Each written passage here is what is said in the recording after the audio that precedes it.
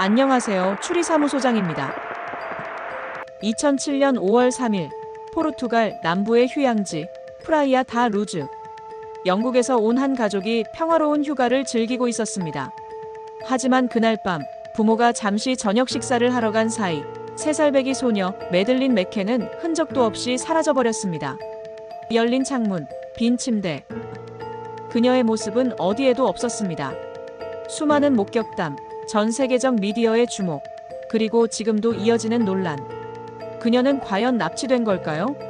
그게 아니라면 그녀는 어디로 갔을까요?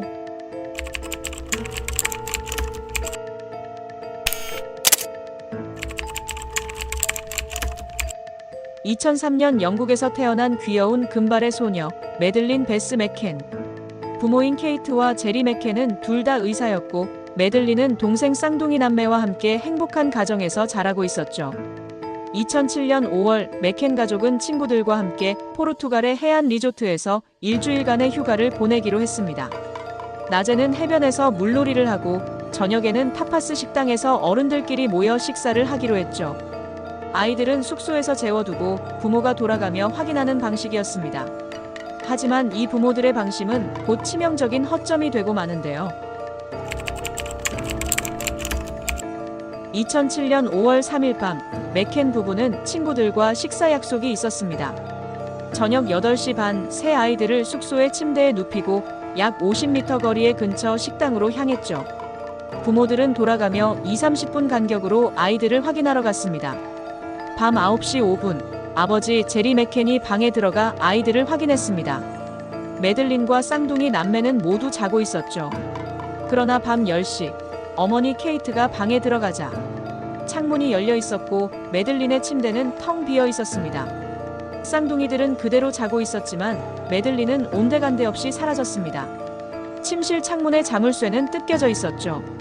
그 순간부터 유럽 전역을 뒤흔든 대대적인 수사가 시작됩니다. 케이트는 곧바로 누군가 매들린을 데려갔다며 도움을 요청했습니다. 리조트 직원들과 손님들이 함께 숙소 주변을 수색했지만 매들린의 흔적은 없었죠. 포르투갈 경찰은 초기에 단순한 가출 또는 부모의 부주의로 인한 사고를 의심했습니다. 하지만 시간이 흐르자 수사 방향은 점점 더 혼란스러워졌는데요. 목격자 중 한 명은 밤 10시경 숙소 근처에서 금발 아이를 안고 걸어가는 낯선 남성을 봤다고 증언했습니다. 또 다른 목격자는 9시 15분쯤 유모차 없이 아이를 안은 남자가 리조트를 빠져나가는 모습을 봤다고 말했죠. 납치범의 흔적일까요? 아니면 단순한 착각이었을까요?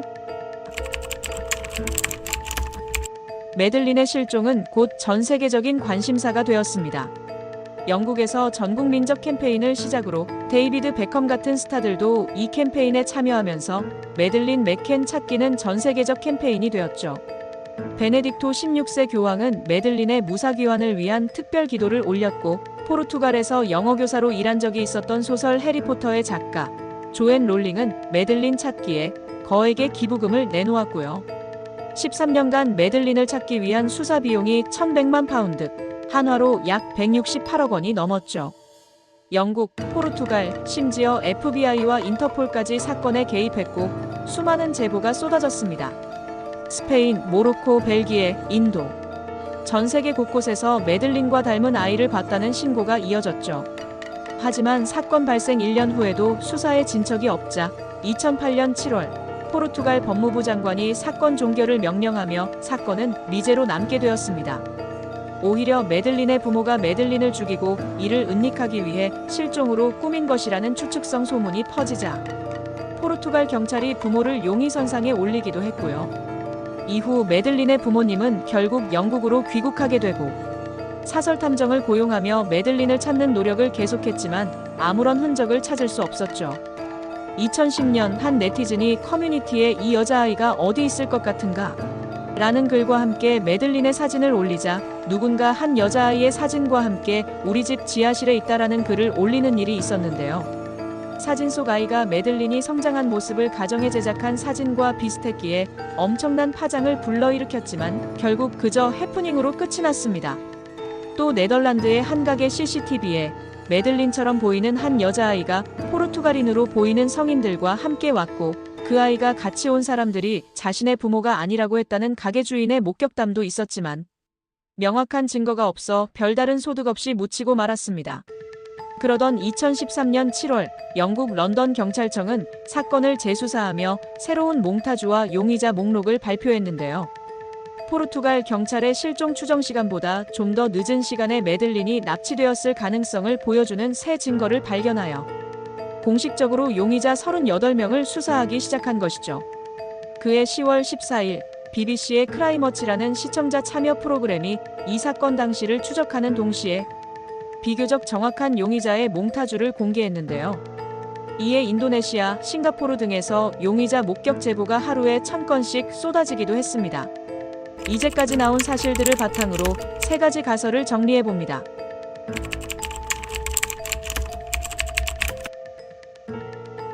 휴양지 특성상 낯선 사람들이 많기 때문에 매들린을 납치한 범죄자들이 쉽게 사람들의 눈을 피할 수 있었을 것이라는 주장입니다.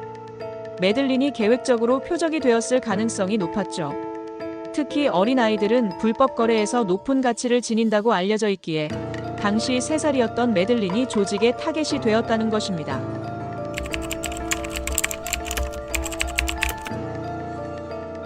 매들린 실종 당시 유럽 각지에 인신매매 네트워크가 존재한다는 사실은 이미 자명하죠. 특히 포르투갈은 유럽 내 아동 인신매매가 활발히 이루어지는 경로 중 하나로 지목되기도 했습니다. 이후 증언에 의하면 실종 직후 아이를 찾기 위한 국제적 연락망이 생겼는데 이것이 아동 인신매매를 위한 국제적 연락망이 둔갑한 것이 아니냐는 의혹을 불러일으켰죠. 또 주변국에서 비슷한 유형의 아동 실종 사건이 발생해 유럽 내 인신매매 네트워크설은 더욱 불거졌습니다. 이 이론은 그저 가설일 뿐 실제로 이를 뒷받침할 만한 확실한 증거는 아직 없습니다. 수사당국은 외부인에 의한 납치 사건으로 보고 있고 인신매매와의 연결은 추측에 그쳤죠. 이 가설 또한 여러 이론들 중 하나로 단순 납치가 아닌 불법적 거래의 대상이 되었을 가능성에 대한 주장입니다. 아직까지 구체적 증거나 증명이 부족하죠. 매들린의 부모는 이 주장에 대해 여러 번 부인했다고 알려져 있습니다. 딸을 찾기 위한 모든 방법을 강구하고 있다는 입장을 계속 고수하고 있고요. 믿고 싶지 않은 사실인 걸까요? 아니면 다른 이유가 있는 걸까요?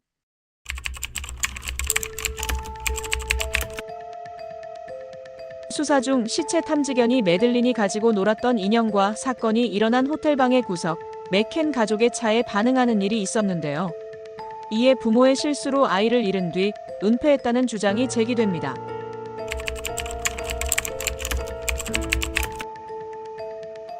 호텔방은 방키가 없으면 아무나 드나들 수 없습니다. 하지만 매들린의 부모가 방에 도착했을 때 창문이 안쪽 자물쇠가 뜯겨져 있었죠.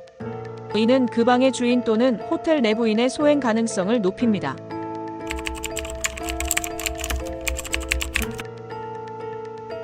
매들린의 부모의 진술에서 사건 발생 시간과의 차이가 있었고 나중에 실종 경과를 설명할 때도 모순이 발생했습니다.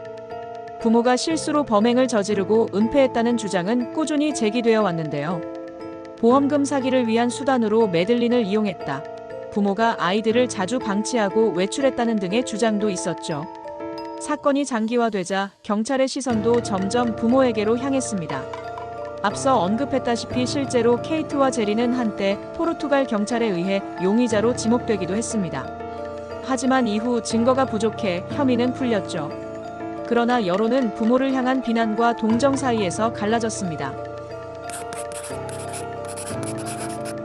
경찰견을 통해 발견한 DNA 증거는 부모가 사건에 연루되었을 가능성을 보여주었지만 후속 수사에서 부모가 실제로 사건에 연루되었음을 입증할 수 있는 결정적인 증거가 발견되지 않아 증거 불충분으로 결론이 났습니다. 매들린의 부모인 케이트와 제리는 여전히 그녀가 살아있다고 믿으며 그녀를 찾기 위해 계속해서 노력하고 있습니다. 부모가 사건에 연루되었더라면 이렇게 오랫동안 시간과 돈을 써가며 노력할까요? 매들린의 부모를 둘러싼 주장들은 모두 근거 없는 추측으로 판명났고 매들린의 부모는 이 주장들에 대해 법적 대응을 하기도 했습니다.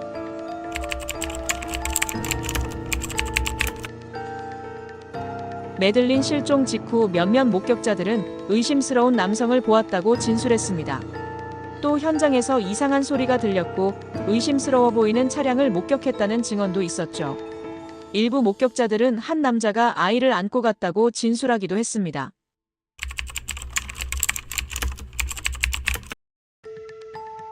매들린의 숙소는 관광지 근처였기에 낯선 사람들이 많아 범인이 접근하기 쉬웠을 것입니다.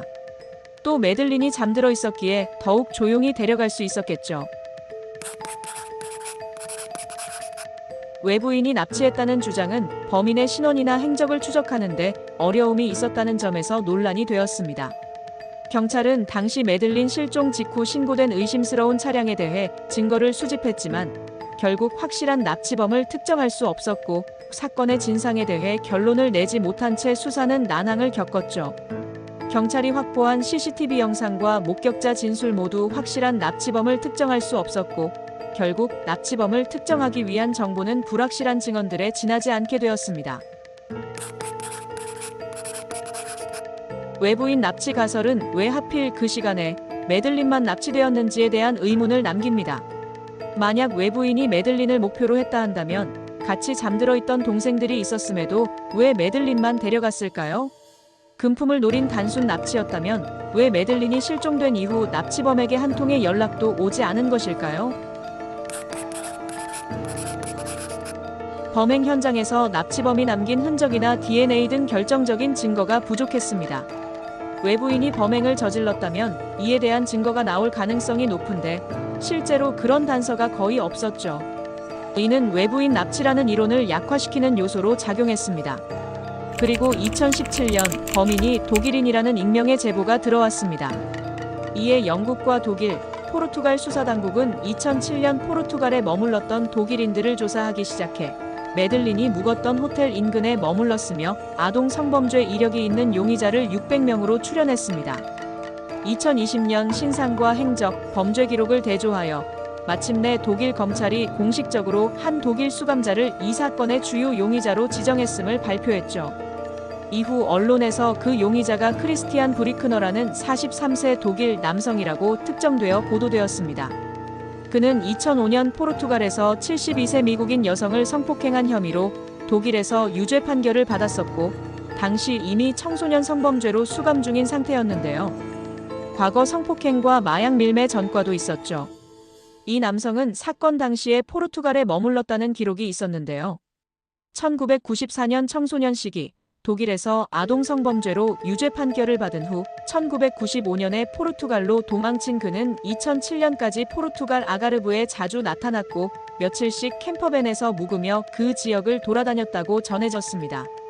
또 당시 휴대전화 기록 등 그의 행적이 범행과 연관된 것으로 밝혀졌고요. 그리고 매들린이 마지막으로 목격된 지점에 이 남성의 캠퍼밴이 있었고 매들린 실종 다음 날 브리크너의 차량 명의를 다른 사람으로 바꾼 기록이 있었죠. 전과 기록과 휴양지에서의 범죄 패턴 등이 그의 프로파일과 일치한다는 수사관의 평가도 있었습니다. 이에 경찰은 이 용의자가 머물렀던 것으로 보이는 주택 전경과 내부 사진을 공개하며 제보를 기다렸지만 결정적인 증거는 아직까지도 발견되지 않았습니다. 영국 경찰은 여전히 실종 수사로, 독일 경찰은 이미 매들린이 죽었다고 판단해 살인 사건으로 수사를 진행하고 있습니다. 영국 법원은 브리크너가 살인 혐의로 기소되면 영국에서 재판을 받을 수 있도록 하겠다고 밝힌 상황이고요. 2023년 포르투갈 경찰은 사건 발생지 인근 저수지를 대대적으로 수색했습니다. 그러나 또다시 매들린의 흔적은 발견되지 않았습니다. 올해 1월 수사당국의 발표에 따르면 결정적 증거가 확보되지 않아 브리크너를 기소할 전망은 아직 없다는 입장입니다. 6월에도 독일과 포르투갈 경찰이 사건 발생 지역과 브리크너가 거주한 곳 근처 부지에 대규모 수색을 벌였지만 성과가 없었죠. 그리고 9월 브리크너는 독일 교도소에서 2005년 강간죄에 대한 형기 만료로 석방되었습니다. 실종 18년이 지난 지금도 그녀의 생사조차 알 수 없습니다. 부모는 여전히 딸을 찾기 위해 매년 캠페인을 이어가고 있고 인터넷에서는 그녀는 아직 살아있다 혹은 이미 늦었다는 상반된 추측들이 끊이지 않습니다. 매들린은 정말 납치된 걸까요? 아니면 부모가 모르는 사이에 사고가 일어난 걸까요? 전 세계를 떠들썩하게 만든 미스터리, 당신은 어느 가설에 무게를 두시나요? 여러분의 추리를 댓글로 남겨주세요. 지금까지 추리사무소장이었습니다.